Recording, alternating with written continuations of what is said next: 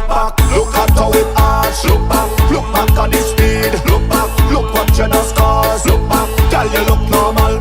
The Politics of Party, where we go behind the music, behind the trussing, behind the microphones and the iconic sets, behind the mind-blowing performances, behind the madness, to talk about what keeps the industry alive.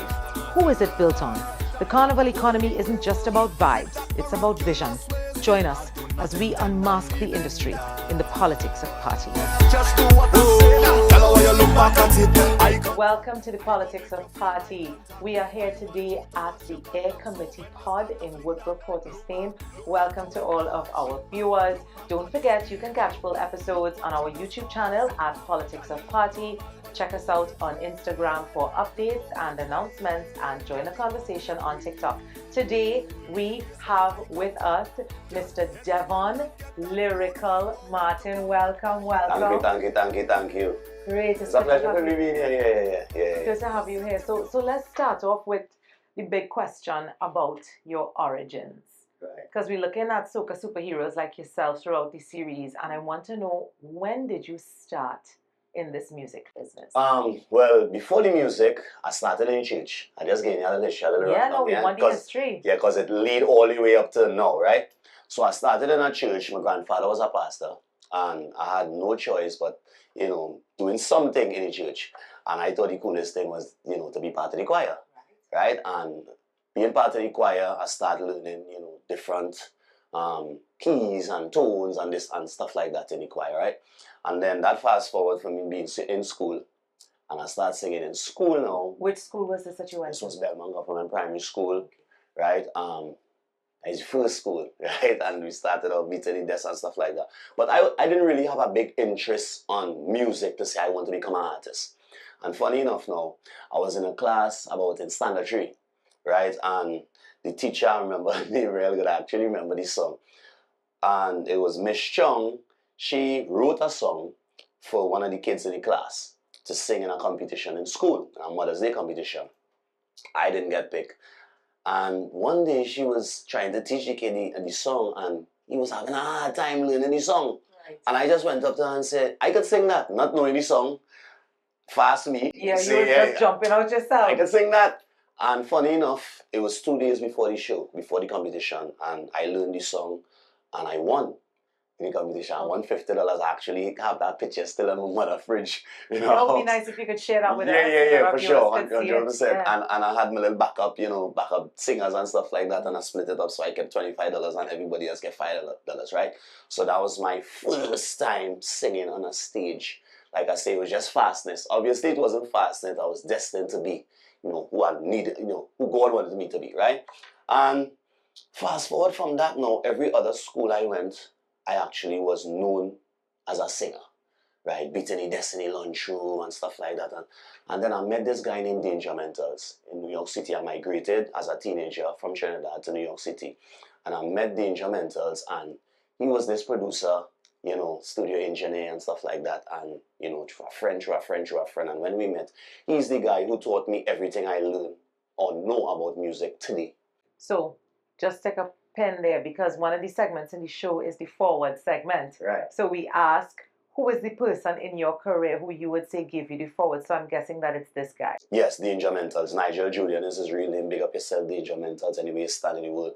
He taught me bars, how to write music, even numbers, 4 bars, 6 bars, 8 bars, chorus, pre-chorus, post-chorus, stuff like that. Keys, how to record with the aggression, when to pull back, and all the basics about recording, he taught me. And so I would say that is where my career started as a teenager from Danger Mentals. And we was recording like a bunch of songs. What kind of music? What genre? Well, it was just any genre. At that point, I didn't have any links to a producer to say, well, a soca producer, a dancehall producer. He was just producing the rhythms, and we was just getting rhythms from whoever he getting the rhythms from. And I was just writing songs.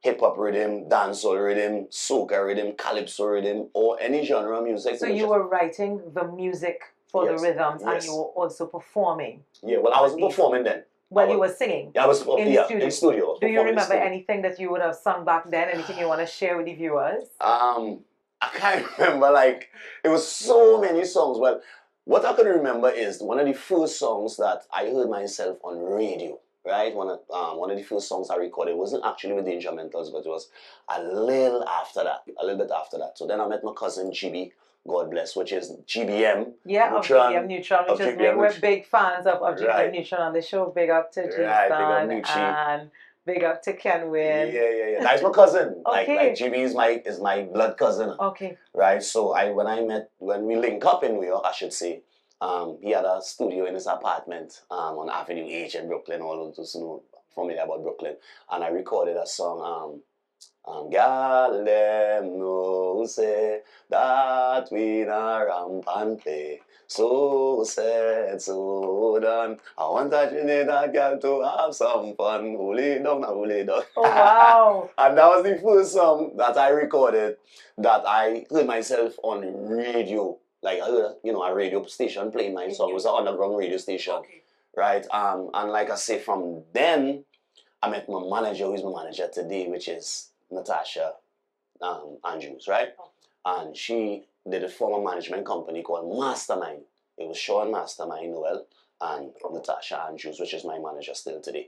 And so that is just the journey from the church to the school to Danger Mentors to GB to Tasha, and up to this day, I will say professionally, I in the music business, I will say about 12 years, 13, roughly 13 years. So guys, on the show, on the Politics of Party, one of the things that we keep finding is that there are these intersections, these relationships that are old and intertwined. So now we have familial connections between Lyrical and one half of GBM Neutron. Yeah. And we also looking at your team being the same team. I want to talk about the artist team. Right. Because that's something that's been coming up recently in the conversation about the music, about how important it is if an artist is to succeed, for them to have a solid team that they trust. Talk to us about your team.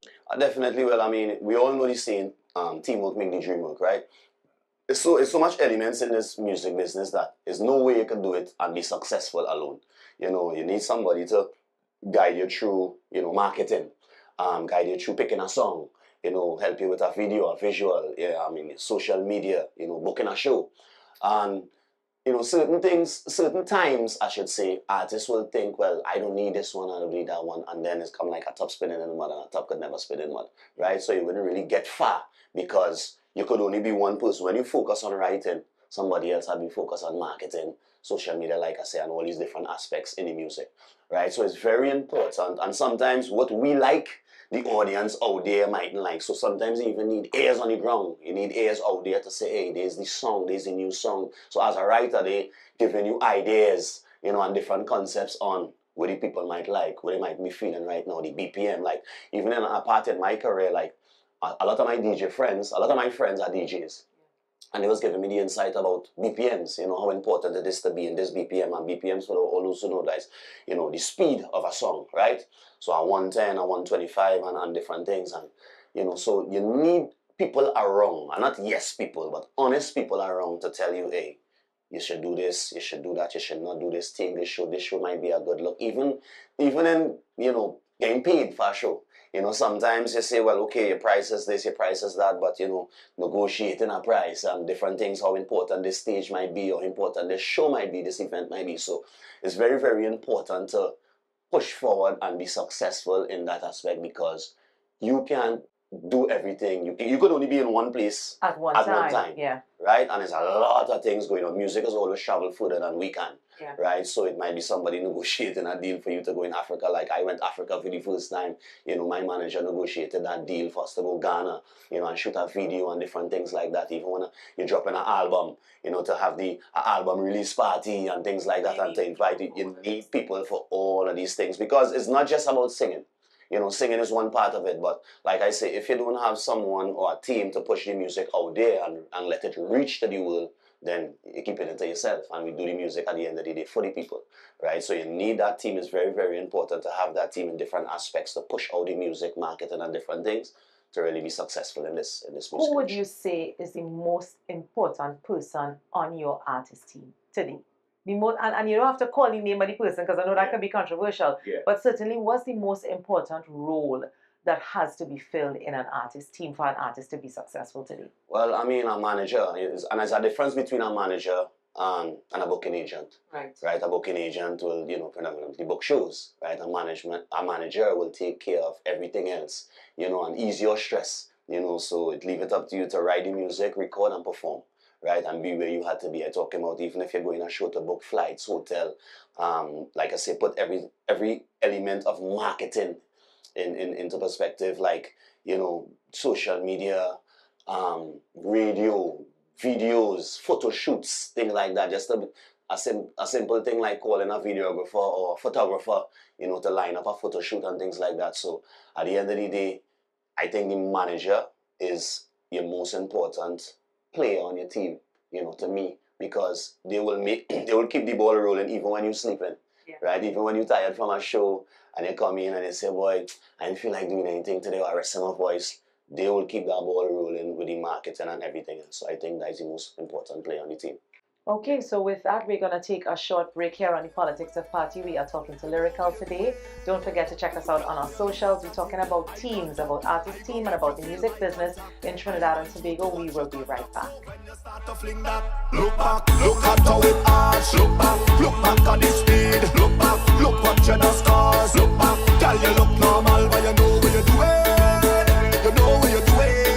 Politics of Party at the Air Committee Pod in Port of Spain, Trinidad. We are here today with Lyrical, and we just came back from a break after we talked about your artist team. I want to talk a little bit about your music writing abilities, because Lyro, I did not know that you wrote your own music. So talk to us a little bit about that part of your journey. Well, from day one, from before I became Lyrical to the world, I was always good in writing like essays and poems and things like that. Your little girlfriend and stuff in school, you write a little poem, or you write a poem for your partner to pass on to your girlfriend. Dare I ask you if you could remember one of those? Actually, it just used to like come off the top of my head. You know what I'm saying? It was a red light or something. I just used to like be in the moment, and so just like a writing a song, right? So I really don't have any prep to write a song. The inspiration from writing songs is real life, right? Music is the emotion and the expression of life, right? So once you're writing something that is relatable to the people, it don't matter what concept it is, it will kind of sort of resonate with the people, right?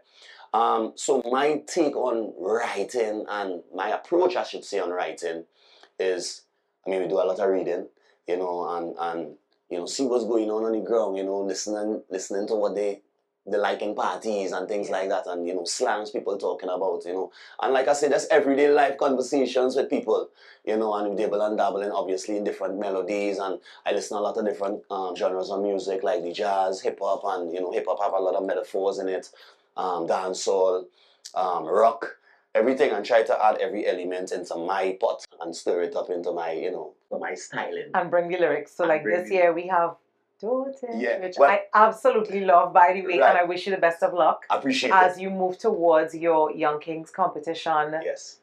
Well, and I want to touch on, as you say, writing. Even though I come into the game as a writer and write, a lot of hits so far, thank God for that. I also work with writers, but I wouldn't ask someone to write a song for me. I wouldn't call someone and be like, yo, write this song for me or whatever. If somebody sends something that I feel like I like, so I would link up with actually Shaft Vibes with Dotish, right? And Red Boys did the production. Shaft actually is the executive producer of the whole rhythm, right? And Shaft, he came with that song, and like me and him just went back and forth on it, and the rest is magic, So with that being said, I want to also big up the writers in the industry, not just myself, but I have a lot of writers who behind a lot of big songs in the industry, so I want to salute them. I know you are pretty close with Nadia Batson. I know that she's also one of the more prolific writers in the business. Yes, she's a very prolific writer in the business, So big up all the writers. A lot of times they don't really get credit, So I know the show is not about that, but I still want to just salute them. No, we want to big up everybody who's important in the industry because they all have a part to play. And the Politics of Party really is about exploring all of the different roles. Because I think people go to a fete, we go to a party, we see somebody on a stage jumping around, and we absolutely have no clue how much work it takes and how many people it takes to get us to the point where we could jump on that stage for 4 minutes and belt out a tune and give people all of those vibes. So big up to all the people behind the scenes. I mean, we saw a couple things this season that have really brought those things home. But I want to ask you, who is the most important person in your life? Who is that person that gives you your inspiration when you're writing? Because writing is a critical creative expression. It comes from somewhere. Definitely. So who is the most important person in your life that inspires you? Well, for the past 9 years, my son, you know, even before he was born, you know, he was definitely the inspiration behind everything, and he's one of my biggest fans. Of course. Probably my biggest fan. He know all my songs, and he's 9 years old. You know, so definitely my son, I would say, is the most important, you know, person. He inspires you. 100%. What would you like him to get into the business too? Do you think that's something you would like? I mean, I will love to see it, but it's not something that, you know, I always tell his mom that I don't want to force him into that. Let me say about 6-7 times, you know, me having my concert in Trinidad and New York City and stuff like that, I always bring him on stage to get that experience, you know, and he love it, you know, he love to be a part of it, and he have a natural knack for singing and melodies and stuff like that, even without trying. Or sometimes he in the shower and he just singing, or he say, "Daddy, you know, talent." You know, yeah, just natural talent, natural talent. And but like I say, I would love to see it, but I wouldn't force him. I kind of just let him, you know, let it flow and decide who he wants to be. Decide who he wants to be, you know what I mean? You've gained international success with your music. We have a lot of artists now who tour the world singing soca. So let's bring it back home to soca and this genre's development, and you being one of the ambassadors for soca all over the world. What do you think's contributed to your ability to become one of those people who is super successful in the business? Because you have a consistent hit every year, without fail, you know? Hard work and dedication, you know, hard work and dedication and passion. Without passion, there's no real drive into doing anything, not just music. You know, if you don't have a great passion to do an interview, you know, you'll be kind of lackadaisical, and, you know, your questions might not flow that good and stuff like that. So I think in music, for me being successful as an international artist and a musical for soca ambassador, I will say is passion and dedication. We work harder than the average, and that's why I sing that song 25/8. It's not like on a 24/7, you know, day basis, because we don't have no time off. We don't have no time to clock in and clock out. It don't work like that with music. You know, when everybody is sleeping, our brain going. You know, it could be funny enough, like we could be 4 o'clock in the morning, and I get an idea and run downstairs or run for my phone, or I just roll over on the bed and, you know, sing an idea in my phone or something like that. You know what I mean? So dedication, passion does really give you the drive. And obviously, it's a God-given talent as well. We can't forget about that. We just talk about everything else, but it's a God-given talent you know, I say some of us is chosen ones, you know, to do certain things in life. It could be sports, it could be music, politics, or whatever you want to, you know, whatever your strong point is.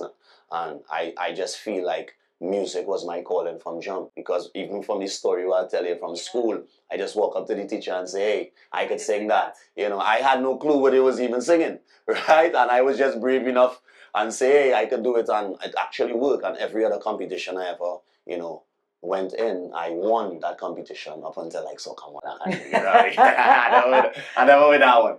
But I come second. You know, but and you didn't enter the competition this year. No, I didn't enter the soca champion competition. Enter the Young King.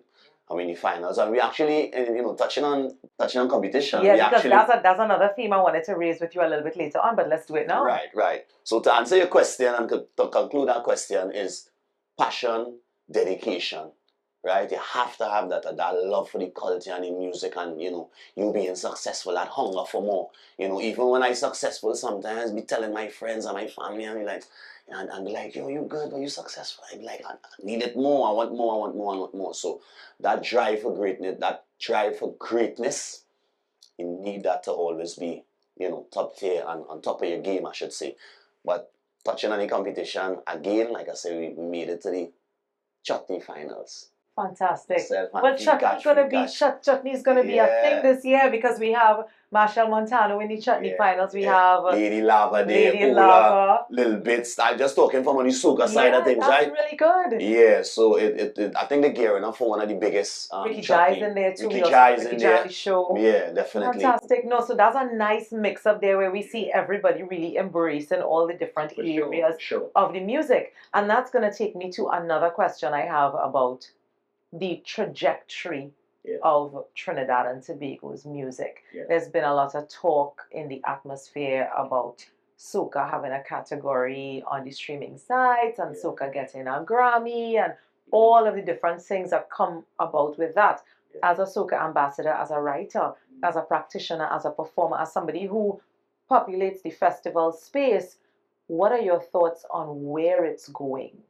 I think it's going in a great direction right now. I mean, everybody doing what they necessarily and what they need to do. But what we had to remember too, a lot of times we talk about, soca, but we also had to remember the root, which is calypso, right? And calypso is very, very big in the world. Like I talk about in Europe with calypso rose and things like that, we win big awards and everything. So we also always have to remember where it comes from. And sometimes we just have to say, hey, if the soca didn't reach there yet, calypso is the root, and we have to embrace that now, But at the end of the day, I think it's going in a great direction right now.